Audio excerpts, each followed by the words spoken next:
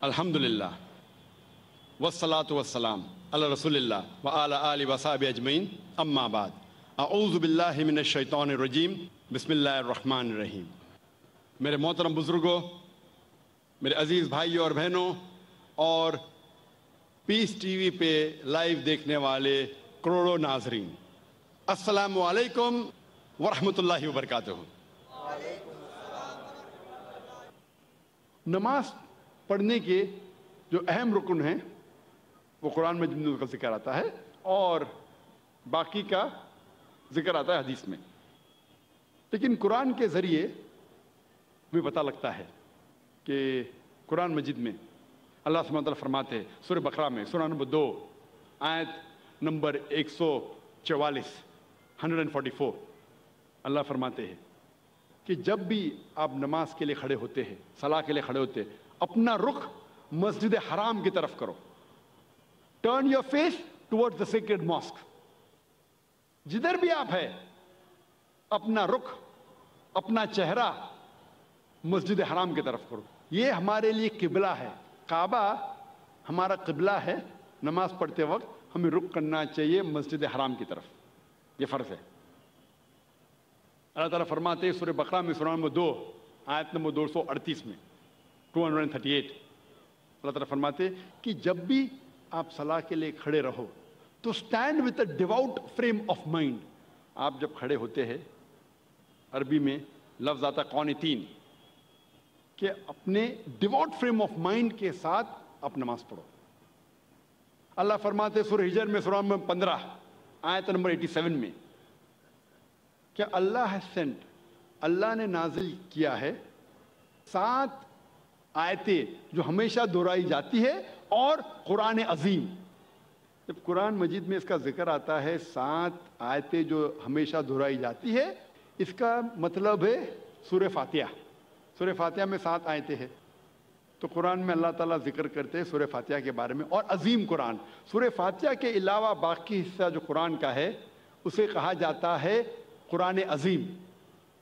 تو سورہ فاتحہ کا ذکر آتا ہے قرآن مجید میں سورہ ہجر میں، سورہ نمبر 15 آیت نمبر 87 میں۔ اور اللہ تعالیٰ قرآن مجید میں کہتے ہیں کہ صلاح میں آپ کو رکوع کرنا ضروری ہے، اور رکوع لفظ قرآن مجید میں کم سے کم 13 بار آیا ہے، اور صلاح کا اہم رکن جو ہے وہ سجدہ ہے۔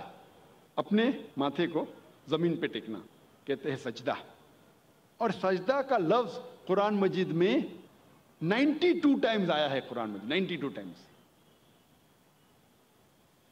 اور اللہ تعالیٰ فرماتے ہیں سورہ العمران میں، سورہ نمبر 3 آیت نمبر 43 میں، یہاں مریم مقنت لربی کی وسجدی ورقی ما یا رقی، کہ اے مریم آپ اللہ کی عبادت کرو اور سجدہ کرو اور رکوع کرو ان لوگوں کے ساتھ جو رکوع کر رہے ہیں۔ اور اللہ تعالیٰ فرماتے ہیں سورہ حج میں، سورہ نمبر 22 آیت نمبر 77 میں، کہ اے مومنو رکوع کرو اور سجدہ کرو اور اچھے کام کرو تاکہ آپ فلاح پاؤ۔ تو کئی بار قرآن مجید میں کہا گیا رکوع کے بارے میں اور سجدے کے بارے میں۔ اور اس کے علاوہ قرآن مجید میں کئی بار کہا گیا اطیعوا اللہ واطیعوا الرسول، اللہ کی اطاعت کرو اور اللہ کے رسول کی اطاعت کرو۔ کئی بار قرآن مجید میں آتا ہے۔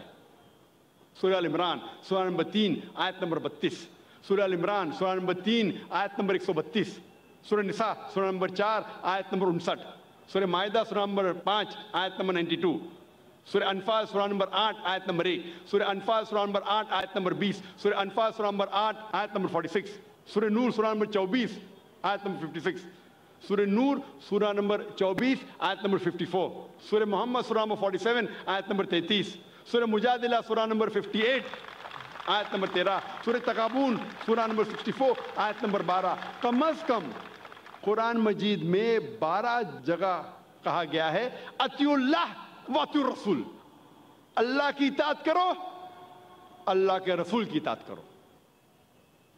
اس کا مطلب اللہ کے علاوہ جو بھی اللہ کے رسول فرماتے ہیں حکم کرتے ہیں، ہمارے لیے فرض ہے کہ اسے ہم مانیں۔ تو صلاح کی باقی رکن، باقی چھوٹی چیزیں کس طریقے سے پڑھی جاتی ہے وہ ذکر آتا ہے حدیث میں۔ جب اللہ کے رسول کی صحیح حدیث پڑھیں گے تو باقی چیز ہمیں ملتی ہے۔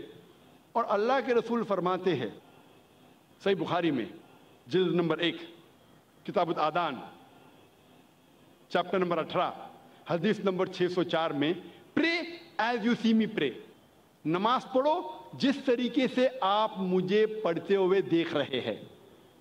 اور یہ حدیث دہرائی گئی ہے کئی جگہ، یہ دہرائی گئی ہے صحیح بخاری میں جلد نمبر 9 میں حدیث نمبر 352 جہاں اللہ کے رسول فرماتے کہ نماز پڑھو اس طریقے سے جس طریقے سے آپ مجھے پڑھتے ہوئے دیکھ رہے ہیں۔ تو باقی چیز نماز کے بارے میں ہمیں ملتی ہے اللہ کے رسول کی صحیح حدیثوں میں۔ اللہ فرماتے ہیں سورہ داریات میں سورہ نمبر 51 چیپٹر 51 ورس نمبر 56 ورس 56، وما خلقت الجن والانس الا لیعبدون، اللہ سبحانہ و تعالیٰ نے جن اور انسان کو اسی لیے بنایا ہے تاکہ وہ اللہ کی عبادت کرے۔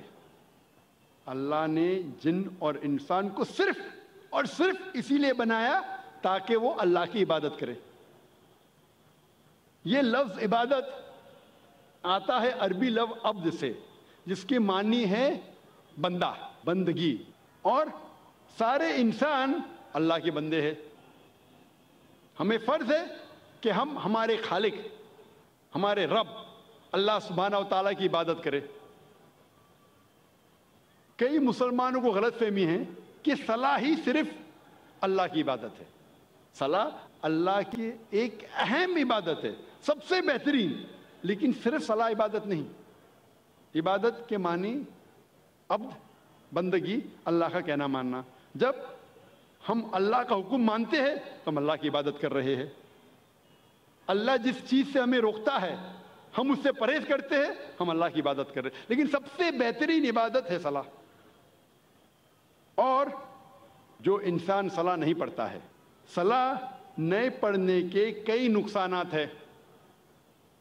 جو انسان صلاح نہیں پڑھتا اس کا ایمان کمزور ہوتا ہے، ہو سکتا ہے کہ وہ اپنا ایمان بھی گوائے۔ انسان سوچنے لگتا ہے کہ میرے پاس پیسہ ہے، میرے پاس دولت ہے، عیش ہے، آرام ہے، اللہ سے دور جاتا ہے۔ صلاح نہیں پڑھتا ہے اور دور جاتا ہے۔ صلاح نہیں پڑھنے سے آپ کی زندگی میں ڈسپلن نہیں آتا ہے۔ ہو سکتا ہے کوئی شخص مجھ سے پوچھے گا، میں کئی لوگ کو جانتا ہوں جو صلاح نہیں پڑھتے لیکن ایک دم پابند ہے، اپوائنٹمنٹ کے پابند ہے، ڈسپلن ہے۔ میں جانتا ہوں کئی مسلمان جو صلاح نہیں پڑھتے لیکن ڈسپلن ہے، کئی غیر مسلمان ہیں جو صلاح نہیں پڑھتے لیکن ایک دم ڈسپلنڈ ہے، اپوائنٹمنٹ دیں گے برابر اس وقت پہ موجود رہیں گے۔ یہ ڈسپلن کا ذکر ہی نہیں کر رہا ہوں، میں اعلیٰ درجے کی ڈسپلن کی بات کر رہا ہوں، یہ تو نیچے درجے کا ڈسپلن ہے۔ اور آپ کبھی بھی دیکھیں گے اپوائنٹمنٹ کے بارے میں، اگر کوئی شخص اپنے ملازم کو اپوائنٹمنٹ دے رہا ہے تو اکثر وہ اگر اپوائنٹمنٹ کے پابندی میں نہیں کریں گا اسے کوئی فرق پڑتا نہیں، میرا ملازم ہے، میں آدھا گھنٹہ لیٹ جاؤں کیا فرق پڑتا ہے، کیونکہ وہ اس سے نیچا ہے۔